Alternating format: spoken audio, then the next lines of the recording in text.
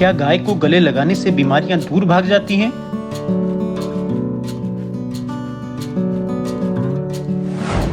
क्या गाय के स्पर्श में है अलौकिक अनोखी ताकत?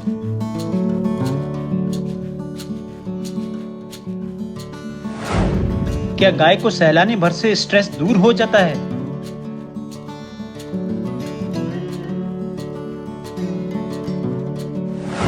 अगर इन सभी सवालों के जवाब मैं हाँ में दूं तो क्या आप यकीन करेंगे?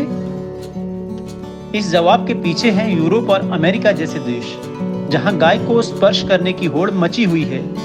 कोरोना काल के बाद अमेरिका में भी ये सब काफी ट्रेंड में है।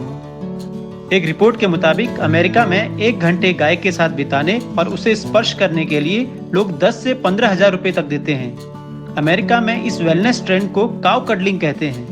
इस प्रोसेस में गाय के गले लगा जाता है, उसे प्यार से सहलाया जाता है, गाय के सहारे लेटा तक जाता है।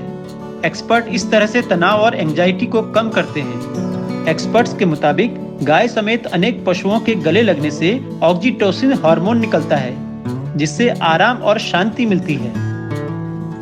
क्या वाकई में गाय के नजदीक आने से बीमारियां भागती है? इस सवाल के साथ साथ गायों के इंश्योरेंस जैसे विषय पर मार्टी इंडिया ने बात की रेवनार फार्म, फरीदाबाद की मशहूर गौपालक मिलन शर्मा जी से। गायों की पॉजिटिविटी के बारे में आप क्या कहना चाहेंगे? क्या इनसे इंसानों को पॉजिटिविटी मिलती है?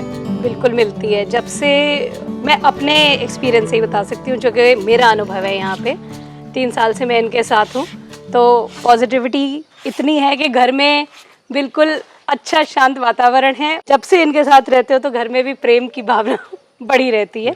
और बाकी जो कहते हैं कि गाय पे हाथ फेर लो तो आपकी सारी बीमारी दूर हो जाती हैं, वो आपको सहायता करती है। तो मैंने ये भी सुना कि गायों के आसपास रहने से ऑरा शक्ति जो होती है वो भी बहुत बढ़ जाती है। अब इंटरनली तो मैं तो अपने आप को बहुत ही हेल्दी भी फील करती हूँ और बाकी जो लोग देखते हैं वो बताएंगे।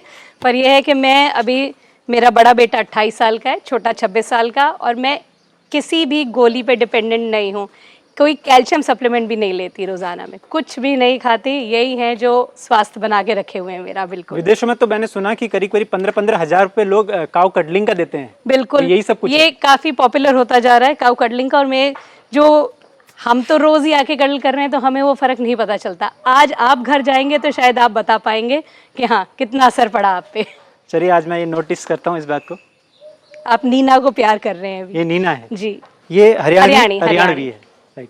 और आपने देखा कि ये सबका बारकोड ये रखा है। ये सरकारी टैगिंग है। इस पे केवल एक बारकोड है और ये रजिस्ट्रेशन 12 डिजिट नंबर है, जो कि इनाफ वेबसाइट है अपनी गवर्नमेंट की, NDDB की सपोर्टेड, उस पे ये रजिस्टर हो जाते हैं। तो जैसे जनगणना भी कभी करनी है तो ये रजिस्टर्ड है मेरे पशु की तरह। उस पे जैसे ही आप ये टैग नंबर डालेंगे, इनका पूरी कौन सी ब्यात है, कितने साल की हैं, और सारा आप कौन इनका मालिक है, कहाँ पे हैं इस समय, सारा ब्यौरा उस पे आप ले सकते हैं। इसका कुछ और फायदा भी है, कुछ बिजनेस? बिल्कुल। जो सरकारी स्कीम, जो भी सरकारी स्कीम आएगी, वो अगर इनाफ पे रजिस्टर्ड आपकी गौ माता है तभी आप उसका फ़ायदा उठा सकते हैं। जिसमें से 2-4 बहुत ही ज़रूरी हैं, जो है टीकाकरण। टीकाकरण सरकार की तरफ से होता है। अगर हम इनकी वैक्सीन्स जो एक रेगुलर करवानी है, आप मार्केट में लेने जाएं तो इतनी आसानी से मिलती नहीं है, क्योंकि वो एक सेमी गवर्नमेंट कंपनी है, इंडियन इम्यूनोलॉजिकल, वो बनाते हैं। और हर प्रांत के, हर स्टेट के पशु विभाग उसको लेकर के खुद ही वो मुफ्त में कराया जाता है। तो वो जो है, अगर आपके पास इनकी हमारी टैगिंग नहीं है तो वो फ़ायदा किसी भी किसान को नहीं मिलता। तो टीकाकरण का फ़ायदा है, साथ में इनका बीमा होता है जी, उसमें भी सरकार बहुत मदद करती है। अच्छा। तो उसमें 2-3 कैटेगरी हैं जो आप अलग अलग उससे के, एक जनरल कैटेगरी है, एक बिलो पॉवर्टी लाइन वाले किसान की कैटेगरी है। तो जिसमें हम आते हैं उस कैटेगरी में मेरे आधार कार्ड से लिंक होकर के 100 रुपये में एक गाय का बीमा हो जाता है। 1 साल का? 1 साल का। और उसमें आप जो बीमा राशि है, अगर गौ माता को कुछ हो जाता है, वो उनके कितनी दूध के उत्पादन है और कौन सी जाति की हैं, कि कौन सी प्रजाति की है, साहिवाल है क्या, उस पर डिपेंड करता है।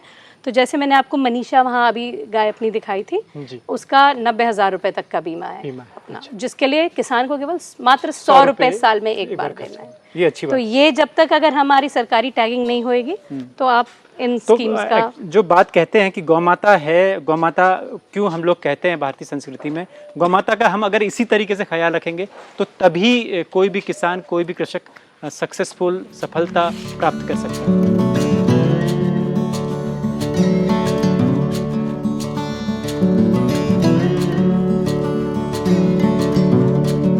अगर आपको ये मुलाकात पसंद आई है तो इस एपिसोड को लाइक एवं शेयर कीजिए।